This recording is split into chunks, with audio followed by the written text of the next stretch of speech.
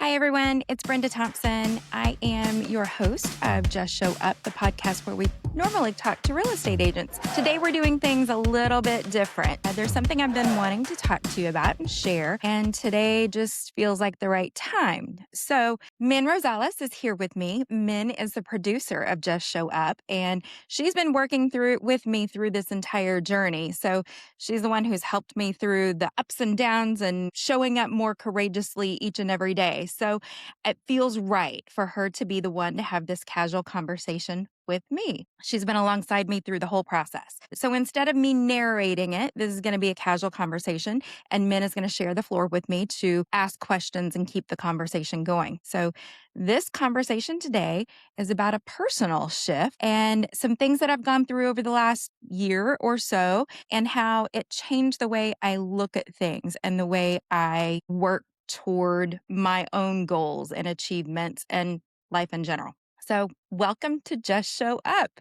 Hi, Min. Hello, Brenda. This is very weird for me that I'm actually a guest to your show, but it's a privilege to be a part of the journey and also be the one to be asking the questions on, the shift that you've done in the past year, which is very courageous, I must say. So before we start, I would like to ask, I know that you've been sitting with this for a while. I mean, we've met each other, I think around October, November 2024, had several conversations about building this community of yours and your channel. At some point you did mention that you wanted to be more visible, but also not telling me the whole story. So why is it right now? I know that you've been sitting with this for a while. What made today feel like the right time? Several things. And you're right, Min, you have been along for the journey. You were there for the journey as I said, I need to hold off for a little bit. And then you were there when I said, okay, let's get this started. So last year, I was dealing with a health issue. I knew that I was going to have some treatment, and it ended up being cyberknife radiation. I did that. And actually, you were right there next to me through that whole process. But that's why I wear hats now as my hair comes back. So there's the answer to a lot of people's questions about why the hats, Brenda. As I did that, then I'm now at a place where things are stable. And that makes now the right time to actually talk about it. That's great to hear. Before we get into anything specific, I know we touch on it a little bit. How do you want people to understand this conversations? Because I know it's quite personal, and it touches a lot on your personal struggle, but also, it can be a little bit too personal for other people. So how do you want others to understand this? Simply that, and it's the title of the podcast, Just Show Up. I want people to understand that sometimes you are showing up for yourself.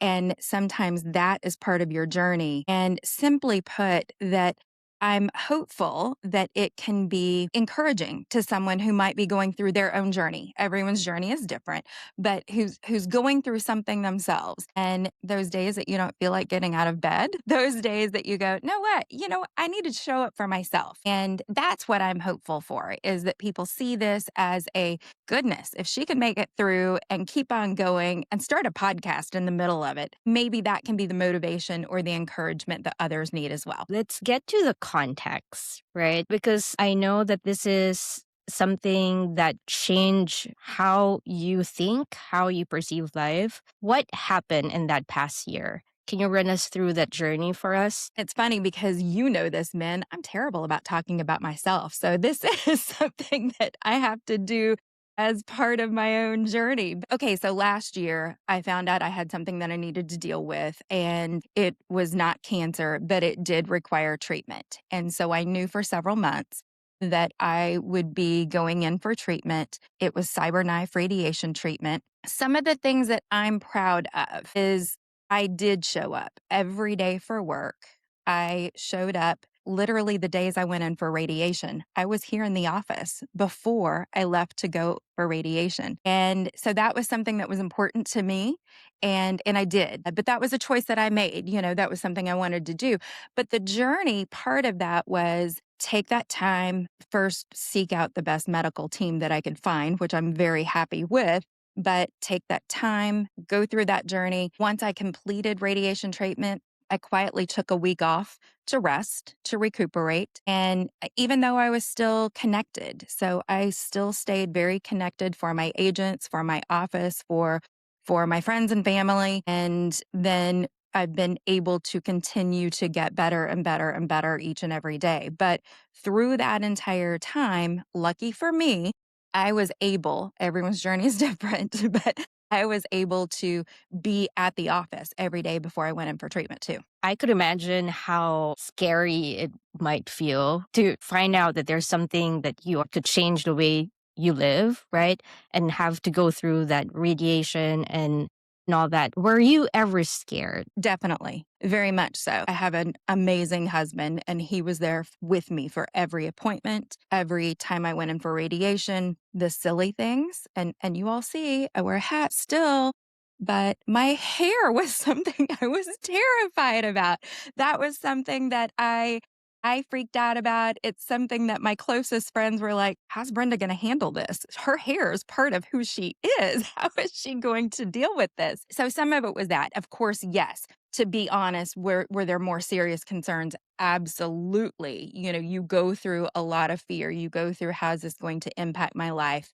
How is this going to impact my daily, what I do every day? How is this going to impact my job? How is this going to impact the people who work with me? How is this going to impact my family? So you go through tons of questions. And yes, I did go through all of those. I consider myself to be the eternal optimist. I would take a moment to let myself feel that and then still go, okay, put it in its place. Try not to go down the rabbit hole of Googling for everything because we all tend to do that. Put it in its place, follow the advice of the medical team. Let's keep on going. And you touched on a very important topic there, which is about identity. I know we've been talking about like authenticity and being able to show up as who you are.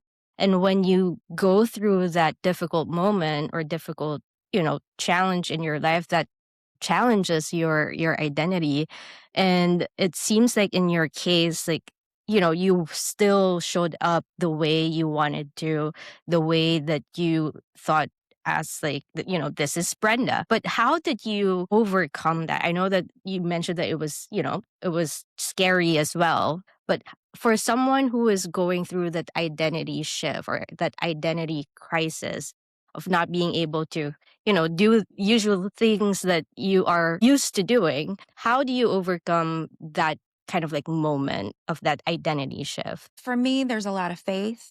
For me, so faith was a big factor for me. My support system was a big factor. Knowing that I had the medical team was a huge factor as well. And then at some point, I had to find what would make me happy, even in those moments. So it was finding something to look forward to. And for others, that could be anything small. So whether you're reading a book or reading a devotional, I don't know, sitting with coffee. For me, sitting outside in a rocking chair, drinking coffee became something that was happy, and that those are moments that I don't want to give up. There was somewhere along the line that I decided, and this was early in the year last year, that I decided this is going to be a year that I need to have some fun where I can filter it in. At the beginning of the year, I think everyone kind of goes through a little bit of retrospect, and they think about what their previous year was and what they want to accomplish for the year going forward.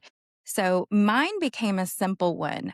I want it to be a yes year. And so it was something, and you see, I smile when I say it, but it was something that I said, if it's something that I want to do, that I can do, that I can schedule in, especially before I started treatment, then I'm going to say yes. If it fits financially, I'm going to do it. And so I said yes to a lot of things that I might not have otherwise said yes to. It's cool. What are the things that you said yes to? So a lot of these came around sitting around with friends or family. And at some point early last year, two things that came up pretty quick. One of my long-term besties reached out and said, I want a work trip. You want to go to Puerto Rico? I said yes. Without even asking my husband, without even looking at the calendar, I said yes. And so I was like, let's go. When? When are we going? What do I need to bring? And so that was the first one. And then sitting with friends, we heard an ad on the radio that was talking about the ACMs being local in Frisco. And so that's the Academy of Country Music Awards. And we all kind of looked at each other. And many of my friends are going through their own journeys of things as well. And we all looked at each other and said, let's get tickets. So we did. And we went and we had a blast. And I would do it again every year that I can. But we saw, I don't know, I feel like it was about 30 different country music artists, and we saw them play. So that was a yes. And then there were some other trips. Other friends wanted to go to Key West.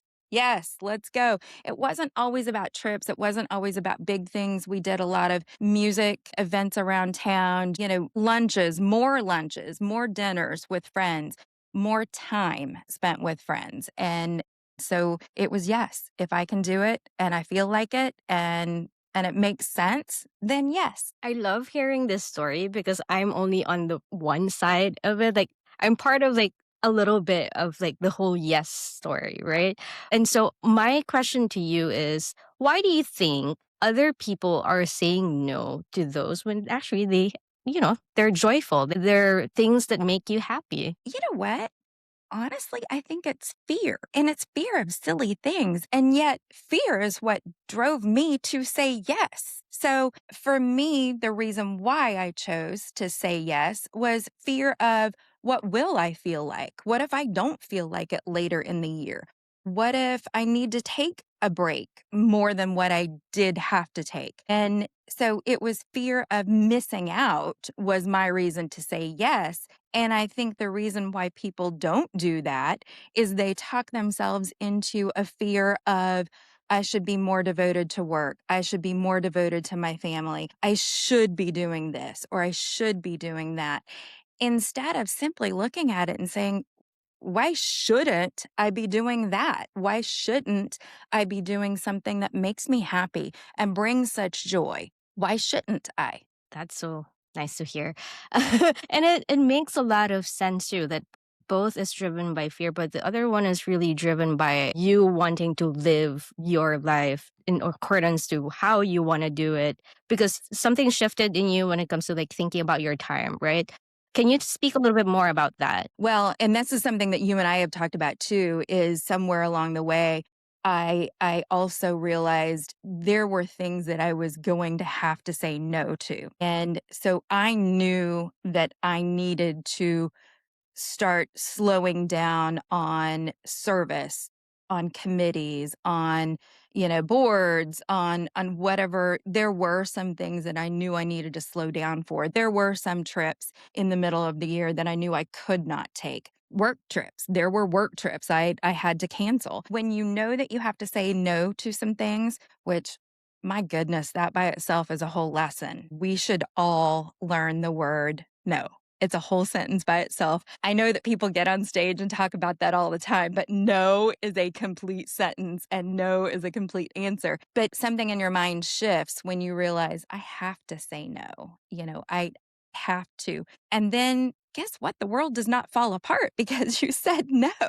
I think that's when you realize I can say no to something that doesn't mean I won't say yes to it again later. I absolutely will. But there are times when we have to say no to one thing so that we can say yes to another. That makes a lot of sense because what I'm hearing from you is that we all have agency to say yes and no to things that we like and live in accordance to how we view life and how we design our life. And I'm amazed to hear that you are able to do so many things and yet also say no to things that were important to you, but you understood that it was necessary for this season. Can you share to our audience, how do you then know what to say yes to and what to say no to? Because it's all about boundary seeking too, right? It is. I think for me, time was a big factor. I knew that I needed to keep my office and my brokerage and my agents and my family and my friends all at that top level of priority. And, if it's not necessary to that foundation, then it's something I could consider saying no to. If it wasn't something that impacted the bottom line, I mean, yes, still had to make a living. If it didn't impact the bottom line, then that's something I could say no to. And For the yes piece was, did it bring joy when it was first mentioned? When my friends and I first started talking about the ACMs, I was like, this makes me so happy. Yes, we have to. And then I thought, well, now I can't turn that one off. I mean, if it made me so happy just to think about it, then we Yeah. have to do it. And so then, of course, I had to go out and buy red cowboy boots to go with the whole theme. We need pictures for that. I need pictures for that so that we can show our audience what you said yes to. It was my favorite purchase of last year, too, by the way, red cowboy boots. No, that's really great. Now that you are more of like a stable situation, how are you thinking about life right now? Priorities, finding priorities. And so it will continue to be something that I'll carry forward. So I'll continue to think about what are my priorities in things I want to say yes to and can say yes to, because it brings me happiness and joy, or it brings happiness and joy to those around me. As time allows, start filtering back in some of the service things, because those do bring me joy and happiness. But I had to make a choice to say no to some things last year that I'll be able to say yes to again soon. I think the big shift there is looking at things that I want to say yes to, and I do. And then the things that, even if it's just for now, that I have to say no to, I can say no. And then, of course, there are some things that you need to say no to and leave them at a no. And it's just that journey of looking at everything individually and making some decisions. And we all do this. I mean, this is things that we do in our life on a daily basis. We maybe don't think about it so much. And I was probably saying yes or no to bigger things than our daily decisions are. But, we should think about that in business all the time. The beginning of the year, especially in real estate, we get the renewal for all of the annual subscriptions. Do I still need this? Did I even open up that magazine all last year? Maybe I should go ahead and cancel it. So it's the choosing of yeses and nos all along the way. What shifted in you is really about what you say yes to and what you say no to. And what I'm hearing from you in the past, minutes that were talking, it's really the acknowledgement of what season you are in your life, and having that grace and also being caring of yourself enough to navigate whatever season that you're in. So I'm happy to hear that you are in such lighter mood. To be honest, like throughout the whole journey, I haven't really seen you in a down mood technically, but you're always in that optimistic spirit. What gives you that energy to navigate this journey of having like identity crisis, like also showing up for your brokers, and even like there's this new thing that I want to do, let me go do that. Like, where do you get that energy? I don't know. I don't know. It has been a journey, and it is something that I think I've seen in myself. And, I look back before this last year, 2012 was a year that I look back on, and there were things that happened throughout that entire year. Lost my dad. I almost lost my husband. I almost lost my mother. I lost one of my dogs. It was Right. a year of a lot of loss along the way. And by the end of the year, I also had to have knee surgery. It was just one of those years Mm. that it was like, good grief, when is this year going to be over? And I do remember through a lot of that feeling like I was really truly just going through the motions. And you do, and you power through. This journey has been a little bit different though, because my support system has been amazing. And that is my husband, my medical team, my friends, my family, and they've all been amazing. But truly, many of them have been going through their own seasons of health, of hospitalization, of loss. And maybe that's been some of it because we have rallied together. We have shared things together. But I have had an amazing support system through this, have ventured out and made new friends. And the new friends that know is going on have been so sweet and so supportive to just check in, a quick text to check in. And it's made me feel loved and supported in ways that I don't know that I had opened myself up to previously. So maybe that's part of it. I have made stronger connections with people that I otherwise didn't have, or previously didn't have those same levels of connections. It's really the support system. and really having the right people surrounding you, because whoever is around you is going to give you energy, and and also the other way around. And so for me and for the audience as well, what are your maybe key learnings throughout the past year of saying yes about yourself or about the way you view life? For one, kind of check yourself. What makes you happy? What brings you a smile? You probably need to do more of. I said this a long, long time ago when I was working at a job that had hit a point where it no longer fulfilled me. And I was noticing in photos that I'd post. So they were the photos where I looked good enough to want to go ahead and post it on social media, but my smile was different.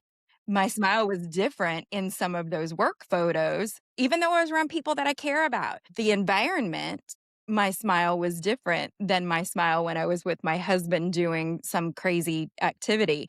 And I thought, wow, that's proof right there that I'm happiest when good thing too, but I'm happiest when I'm doing things with him.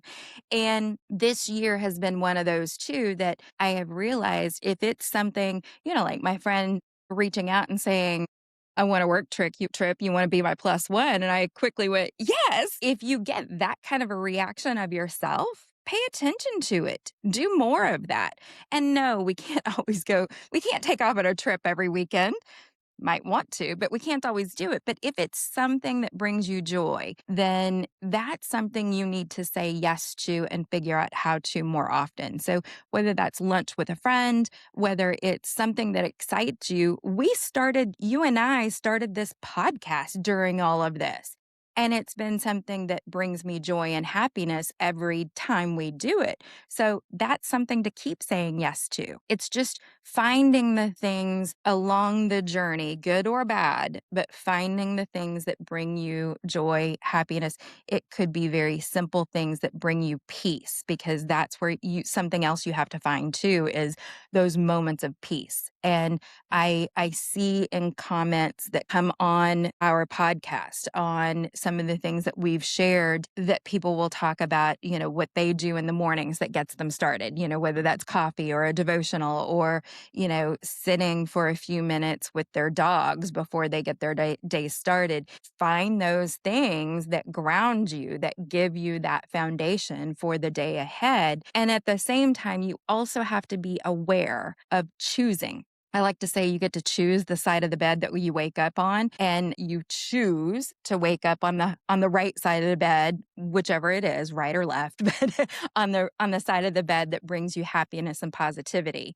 And instead of choosing to have a negative reaction to everything. And it doesn't mean you don't have those moments or those days.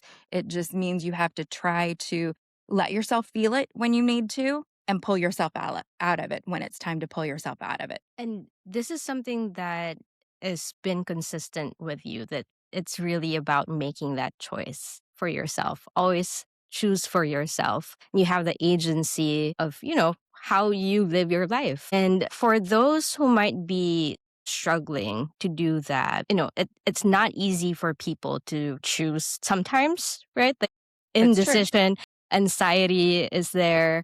There's always that hyperfixation of what if this happens? What can you leave them with? Well, that's a tough one because I genuinely, truly understand the moments of fear or the moments of the what ifs or the moments that you do fall down the rabbit hole of researching too much.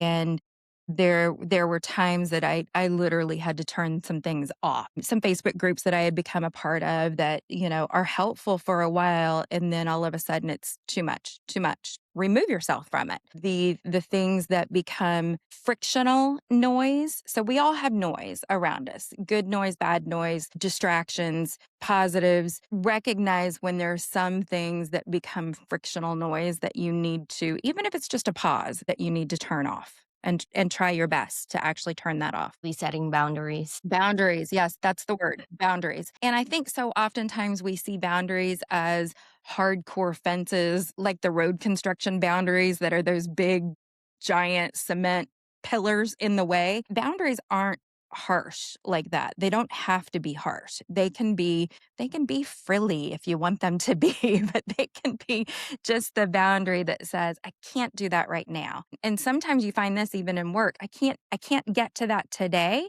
So communicate back to the other person to say, I can't do it today, but I can do it 2 days from now. You set the boundary of I can't do it today, but I can do it on this day. And if you do that, people generally will accept that and they'll generally be happy with your communication of when it fits for you to do it. You don't have to give them the full explanation of why you can't do it today. And I talk a lot about authenticity, which I want to be and I am authentically showing up, but that doesn't mean you have to give all the details of every piece of it either. Yeah. And this is a great example of that, right? Like initially we were talking about like when is the best time to do this? Like we were talking about like should we give, a little bit more context? How much should we talk about? And you really understood your boundaries. And what I'm hearing also from you is that it's never. It's really just like for now. In the season that I am acknowledging that I need to rest, or in the season that I need to show up.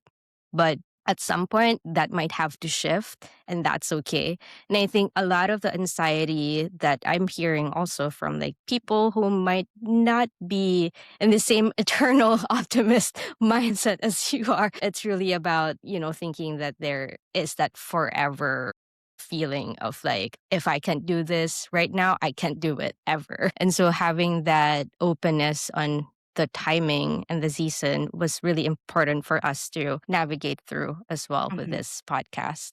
And you bring up a good point too, and it's something we have to remember for ourselves. A yes today doesn't mean have to be yes forever. A no today doesn't have to be a no forever. We have the ability to change our minds. We have the ability to revisit something that didn't work yesterday and might work today. We have the ability to make that change or to make that decision different. And you told me that too, like start of the year last year. Like, I want to do this, but like not right now. I need some headspace here. I have too much on my plate, but I really want to do this, but maybe sometime in the You're coming right, year. and I completely did do that, and Yeah. even when I told you I don't remember when I told you, "Let's revisit this in whatever month it was," and I said, I still can't. I need another month. I need another month." I kept pushing it out, and then we got started, and I was like, "Now's the time. We're ready. Let's roll." It was also good for me to show up. That was a master class of showing up. Yes, it was. Yeah, because I knew that at some point, you know what you want, and it is really a matter of time. It's really giving the patience and having that patience to really understand that there are some things that might not be priority right now, but at some point it might be. And look at where we are at right now. And I'm really happy to be sharing this journey with you and hearing the full context of what happened in the past year. So, anything else that you want to share with our audience today? I think the big thing that I want to make sure that everyone takes away from this, whether you're going through a journey of troublesome times or not, or you know of someone going through a journey, everyone's journey is their own journey. So, two people may even have the exact same diagnosis. If it's a health journey, they may have the exact same diagnosis, yet the treatment plan is different, yet the support system is different, yet their own body is different in the way that it reacts and responds to whatever treatment plan there may be. So keep that in mind as you have friends or family that you are being encouraging and supporting of. Their journey is their journey, and it's different than anyone else's journey. Support system is huge, even for a text to say, "Hey, thinking of you today."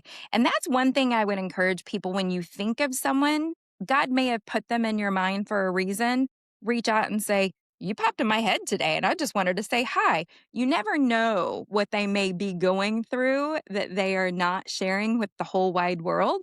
So, your reach out to simply say, "I thought of you today and I wanted to say hi," may be the exact thing they need to pull them out of whatever may be a low and pull them to the, wow, there's still some good things out there. So say yes to your own things when they pop in your mind that you want to do or want to reach out to someone. But Yeah, everyone's journey is their own journey, and that's the biggest thing, and you never know when you simply saying hi to someone because they popped into your mind, or you opening a door for someone else and saying, "Hey, have a great day." You never know how that might hit them on being just the positive interaction that they needed for the day. That's beautiful. Thank you for sharing that, Brenda. Throughout last year, I know you've been showing up so many times for your brokers, for the audience, and I understand that it's not easy. So, can you share with us, like, what were those darkest moments or those challenging moments, and how do you get yourself out of that? Diagnosis. The day you get any kind of a frightening diagnosis, that day and that moment, I think is a moment you will never forget. And diagnoses don't come in this pretty little package. I mean, for me, it was a doctor I met with once called me with a result of a test and literally told me this is way out of my wheelhouse. It's not anything I do. Done, and I literally never heard from his office again. It was like this huge, massive kick in the stomach that it completely stopped me dead in my tracks because it was a phone call. I wasn't with anyone. I was sitting in my office by myself. So there was so much around that. Like I said, it's a moment you don't ever forget. And then we all do it. We go into and we start researching. And so all of a sudden, the first time you Google things, you will see the worst of that. Because that first day, I saw all these terrible things that took me down into a rabbit hole of fear. And now I can Google the exact same thing and I see the positive results. And it's like, So those first few days, and then, oh my gosh, now I have to find a medical team. And oh my gosh, how do I get there? And how do I find? I met with multiple neurosurgeons. I found the right team. I found the right everything about my medical care is exactly where I want it to be now. But those first few months even were scary because you don't know. And it takes a while to get into the next doctor, and it takes a while to get to the next test, and then it takes a while to get the result, and what does the result mean? And so all of those steps are frightening. And then even when you find your medical the plan, waiting to get that started. And that is a journey by itself, just that medical journey of from diagnosis to here's the medical plan. And then here's when we're starting. And then here's when it wraps up and you still need to recover from what the plan has been, but we're done with that treatment plan. It's a journey by itself, and it is. It's scary. Anyone who's going through something, please, please, please find someone that you can talk to, that you can share with, that you can reach out to just when you need to talk to a human being. Find that person. And it may be one and it may be 10, it may be a spouse, it may be a friend, whoever it is, find that person because you will have moments that you need to just say, I'm a little nervous today. And you need someone to bounce that off of. And for them to not take you down a path of negativity, but to be like, I get it. I'm here. What do you want? Do you want to talk? Do you want to cry? Do you want to go to lunch? What do you want? And because that's what you need too. Was there a time that you didn't want to share it with anyone? Or, The whole time. The yeah? whole time. Yeah. I didn't share with my mom for, gosh, probably a month or more. Mm. And next to my husband was first call, and we kept it between us for a long time. And that call to my mom, we don't live in the same state. That call to my mom was a scary call. It's like, I think people will understand it if you've ever been through a divorce. And when you first admit to friends or family or whomever, there's trouble in paradise and we're going different directions. When you say it out loud to someone else is when it becomes real. And all of a sudden, then they're going to be asking you, well, how are you feeling today? Do you have any headaches today? What's going on today? And so all of a sudden, their questions are like, whoa, I can't take any more questions either. Yeah, I didn't share with anyone for a long, long time. Why didn't you want to share it with anyone? Some of it is that openness of there's something wrong with me. And then for me, truly, I wanted to go down a path of what is wrong with me and how did it get here. And right now, for me, it's because of a medication I took back in the 90s. And so this is the my problem is caused by a medication. But I wanted to go down that journey of discovery. Like, how did I get here? So some of it is that, but then some of it is just I don't think I wanted a lot of people asking me, how are you? How do you feel? Because for me, my attitude is so important that if someone is asking me, how do you feel today? Then all of a sudden I have to think about how I feel today. I know that sounds a little bit juvenile or ridiculous, or some people will go, gosh, how are you living in your happy little world? For a lot of it, it was by not talking about what was really going on. And I remember I asked you that. Like, I don't know if you remember that, but I asked you, like, how do you want to proceed? Do you remember that? A little bit, and I do a little bit. Yeah. Do you want me to be a certain way or do you want me to be this certain way?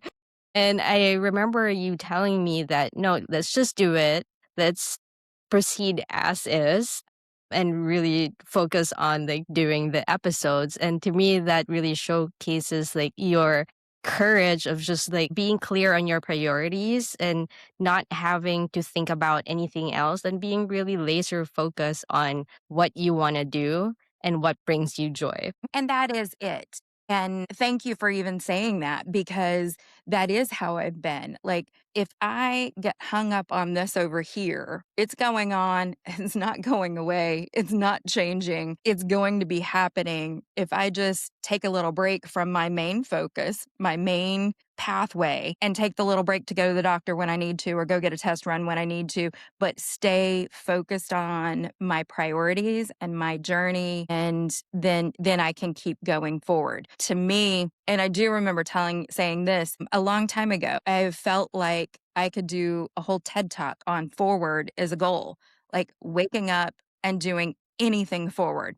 That can be a goal. And that can be something that people can do, and just like little steps forward every day. And for me, I don't take little steps, I take big, giant leaps. So, big, giant leaps forward every single day is the way I live my life. I thrive on things that are busy and stressful and fixing problems and being able to just keep everyone else around me moving forward, keep being motivation to others around me to keep moving forward. So if I can do all of those things, which are not little, they are big, but if I can keep doing those, I don't have time to focus on other things that are kind of bugging me. They wake me up in the middle of the night to bug me. It's just one part of the day that I allow That's one it. part of the day. It will be there at 2 in the morning anyway. Yeah. I'm curious then, when do you allow vulnerability? Only with my husband. And he will tell you I don't even truly become vulnerable with him, but only with him. Never in public, never. And rarely, very rarely. I have friends that are going to watch this and they're going to say, no, I only remember one time in 25 years that you were vulnerable. Don't allow it. Remember, gosh, it was probably in the 80s. There was a commercial, Secret had a commercial, never let them see you sweat. Let me tell you, commercials stick with you, because forever many years later, that is still in the back of my head. Never let them see you sweat. So I love it that. has stuck with me all this time that you don't. I will continue forward. I will be positive. I will be motivational. I will be encouraging always. And that's my track. And vulnerability doesn't have a place in the regular part of the day. Wow. Okay. So, how does one build that? Because there are some people that are like, I am too vulnerable. I will be swallowed by my emotions. And sometimes I feel that way, right? Like sometimes I'm like, oof, big emotions. I'm just going to lie down and cry. How do you build the tenacity when it comes to addressing those vulnerable moments? Because If it it starts happens. it does, and if it starts creeping up on you during the middle of the day, you can go, "You know what? I will let myself feel this later, but I need to get through this task. I need to get through my whatever is on my plate to work through today, and then when I get home tonight, I can pour myself a glass of wine and I can have all the pity party I want, but that it's later. Let me look at my calendar and see what time I can, because seriously, there are times that you need to be thinking, when can I? I can't right now, but I can tonight at 7 o'clock with a glass of wine when I'm at home by myself. And if you tell yourself that throughout the day when you're feeling it, by the time you get to 7 o'clock, a lot of times you're like, yeah, I kind of worked through it. I'm not feeling so bad. In my business, when my agents are dealing with a client who says, let me sleep on it, like they walk into a house, they fell in love with it, and they want to sleep on it.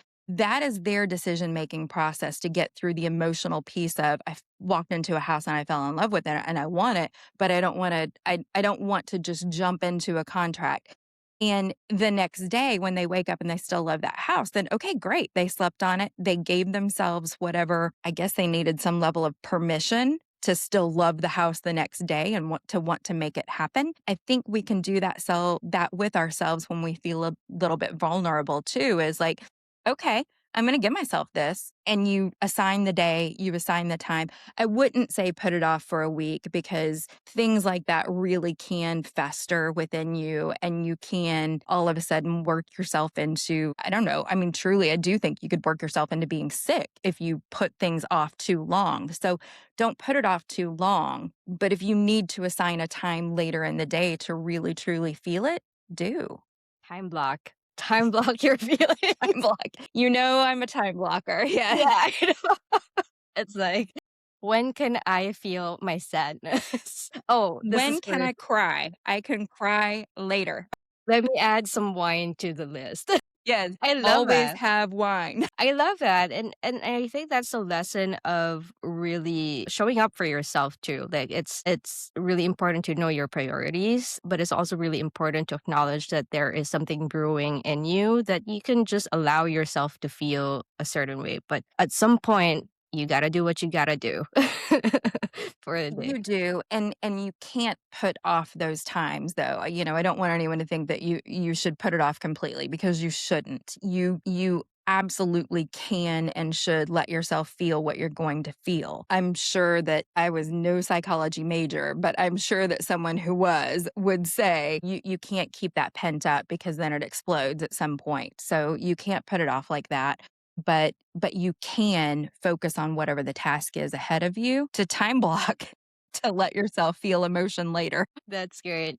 I want to ask, where were you afraid of telling your team about, or does your team even know what you went through until now? Wow. So, Yeah. okay, Yeah. can you talk to us about that? Yes. So that was part of it. I never wanted anyone around me who depends upon me, even in the littlest bit, for their own way that they make a living or their own way for what centers and grounds them or their own motivation or whatever you want to call it that I create by having the company that they work in. I never wanted anyone to feel fear themselves because I believed that I didn't have a reason to worry that it was going to be catastrophic for me. It was a journey I just had to get through. And so I never wanted anyone else to worry.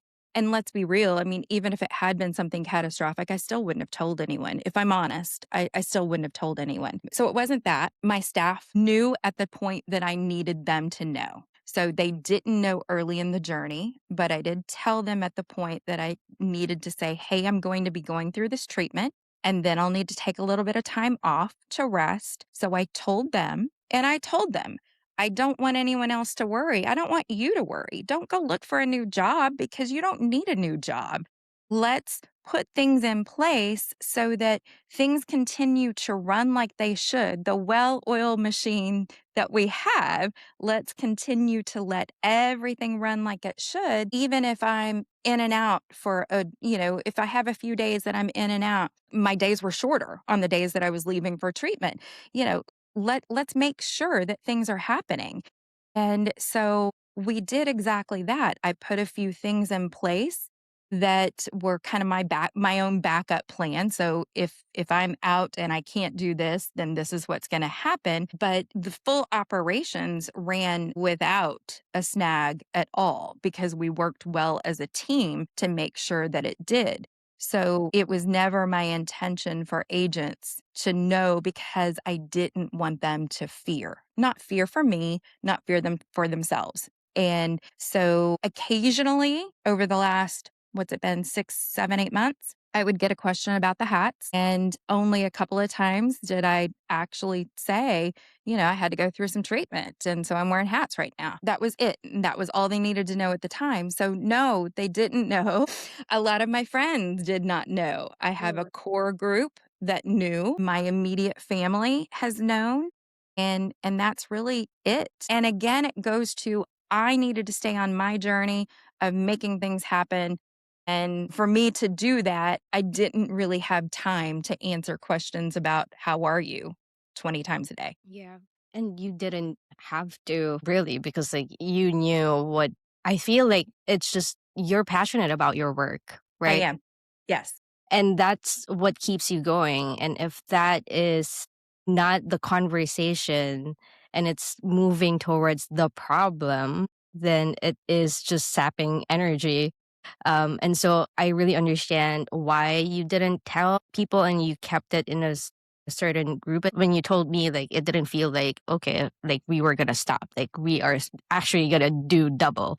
I'm going to double down on this. Yeah, and so that is very wow, that is so powerful, and not a lot of people have that tenacity to go after it. But I think what I'm hearing from you is that if you know what is important for you, and if you know what makes you happy and what gives you joy, what you're passionate about, and you anchor yourself on that, you will just move towards that. So thank you for sharing this journey to us, to me. And it's been a privilege for me to hear and be part of, you showing up to the people that you care about, to your community. And I hope that, it gave you joy. Also being able to share it now with more people. Yes, it has. And thank you for being a part of the journey to keep behind the scenes. You've helped to keep me going too. So thank you for that and for being a part of today because it makes it easier for me to share some of the things that I feel like it's the right time to share about. And as much as anything, I just want that anyone who might be going through any journey of their own to hopefully some of what we've talked about today strikes them in a way that they go, okay, I know now what I need to do to get myself through my own journey. This episode has been plenty of that learning and that insight. So thank you for sharing all of that. Thank you. This episode has been sponsored by Home Smart Stars. Agents, do you feel unseen, unheard? Maybe wish you had better commission? Maybe wish that you were welcomed and encouraged to just show up as you are and be your true authentic self and have all the training and support and tools to help you thrive in your real estate career? If so, then you need to reach out to Home Smart Stars and make Home Smart Stars your home for real estate.